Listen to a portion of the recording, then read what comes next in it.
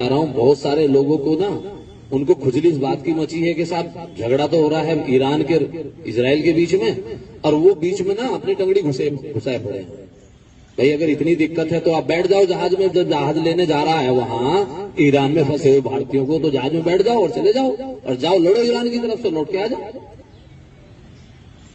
लेकिन किसी दूसरे दो देशों के बीच में झगड़ा हो रहा है और उस झगड़े का अगर हमारे देश में कानून व्यवस्था पर कोई असर पड़ेगा तो हम फिर इलाज कराएंगे बहुत बढ़िया वाला। कहीं पर किसी भी प्रकार का किसी नमाज में, अलविदा की नमाज में या जुमे की नमाज में कोई भी किसी प्रकार के किसी देश के विरोध में, किसी के विरोध में कोई स्लोगन, कोई पट्टी, कोई नारा, ये नहीं होना चाहिए। हम हिंदुस्तानी हैं, हम भारतीय हैं, हम यहाँ सुकून से रह रहे हैं। दो देशों के बीच में, चार देशों के बीच में जो लड़ाई हो रही है वो उनके अपने अंतर्राष्ट्रीय मुद्दे हैं, वो जानेंगे उसके लिए।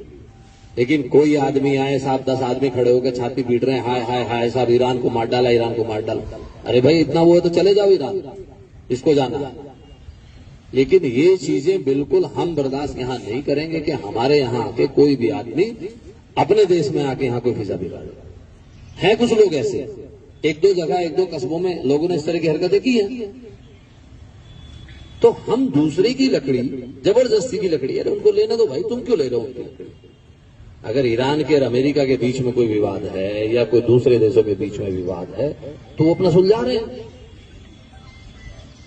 अगर जरूरत पड़ेगी तो हमारी सरकार का काम है वो देखने का। लेकिन हम इस तरह से कोई ऐसा काम करें जिससे लोकल लेवल पे स्थिति खराब हो जाए या लैंड ऑर्डर की समस्या है, आपस में कोई वैमनस्यता है, कुछ आए, तो वो चीज कतई बर्दाश्त नहीं होगी। ये चीज आप सबको एक बार बता दीजिएगा। और पुलिस फिर वहां तक इलाज करती है कि जहां वो पोस्टर छपते हैं ना, जहां वो स्लोगन लिखे जाते हैं, फिर उन तक का इलाज होता है। तो ऐसी सिचुएशन ना हो। प्यार और सौहार्द का त्योहार है, मीठी सिवैयों का त्योहार है, तो जरा से उसमें मिठाई में कड़वाहट 1 मिनट में घुल जाती है, तो ऐसा किसी आदमी को भी ऐसा मत करने दीजिए।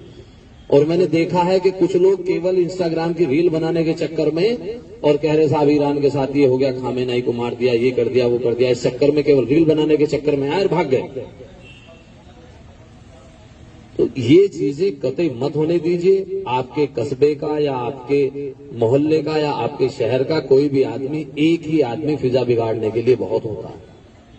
खुराफाती एक ही खुराफात, फिर उसको मिलके सब सारे लोग मिलके भी जब उसको संभालते हैं ना, तब भी बहुत वक्त लग जाता है। आपने देखा कि संभल अभी तक भी अपनी मुख्य धारा में नहीं आया। तो ये चीज जो मैंने आपको तीसरा बिंदु बताया है, इस पर आपको विशेष ध्यान देने की आवश्यकता है। किसी को भी, ऐसे व्यक्ति को कोई ऐसी चीज मत करने दीजिएगा, वो चाहे किसी देश के खिलाफ है, कुछ भी है। भाई हमें मतलब नहीं है, उनका मुद्दा है वो जान, हमें किसी बात से मतलब नहीं है। बांग्लादेश में क्या हो रहा है या कहाँ क्या हो रहा है वो उनके विषय है, हमारे विषय थोड़ी ना है। या साहब ईरान में खामेनेई को मार दिया, या अमेरिका तो साहब अत्याचार कर रहा है, ये कर रहा है। अरे भाई 56 कंट्री है, इस्लामिक कंट्री, वो सब कर लेंगे अपना। तो हमें उसमें कोई चीज अपने ऊपर नहीं लानी है कि उसके लिए हमारे यहाँ का कोई माहौल खराब हो। ये चीज बिल्कुल आप लोग ध्यान रखिएगा। एक अगला विषय ये है, एक थाने में संभल के सर्किल में ये विषय आया था कि साहब